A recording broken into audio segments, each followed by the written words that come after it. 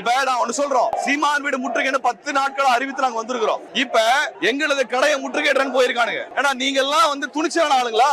சொல்லிட்டு நாள் குறிச்சு நேரம் குறிச்சு வாங்க. நாங்க நாள் குறித்து நேரம் குறித்து இடம் குறித்து வந்திருக்கிறோம். இதுல இருந்து தெரியாத யாருமே இல்லன்னா கடையில பண்ணிப்பாங்களா? நாங்க நிக்கிறோம், வா நாள் குறிச்சிட்டு வா, அன்னைக்கு நாங்க பாத்துக்கிறோம். சீமான் யாரும் இல்லாத கடையில போயிட்டு முற்றுகை போட நடத்தக்கூடிய உன்ன மாதிரி கோலை இல்ல. நாள் சொல்லி தேதி சொல்லி நேரம் குறித்து இடம் குறித்து உன்னை எதிர்கொள்ள வந்திருக்கிறோம். நாள் குறிச்சிட்டு வா, நாங்க அன்னைக்கு எதிர்கொள்றோம். கோலை மாதிரி கோலையை போல இங்க துணிச்சல் இல்லாதவனாக முதுகெலும்பு இல்லாதவனாக நாங்க இங்க போராட்டத்துல இருக்கும் போது எங்க கடையை நோக்கி வருவீங்களா? எங்க தோழர் கடையை நோக்கி வருவீங்களா?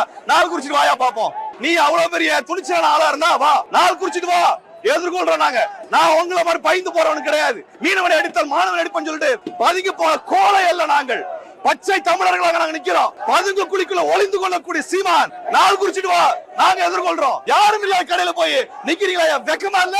நாங்க நாள் சொல்லிட்டு வந்திருக்கிறோம், இடம் சொல்லிட்டு வந்திருக்கோம்ல. வா சீமான் வரட்டும். திருட்டுத்தனமாக கள்ளத்தனமாக கடைக்கு போய் யாரும் இல்லாத கடையில போய் முட்டுகை நடத்துறீங்களா? உங்களுக்கு எல்லாம் துணிவு இல்லையா? வீரம்னா என்னடா அது? நாள் குறிச்சு அறிவிச்சிட்டு வாங்கடா, நாங்க நிக்கிறோங்க.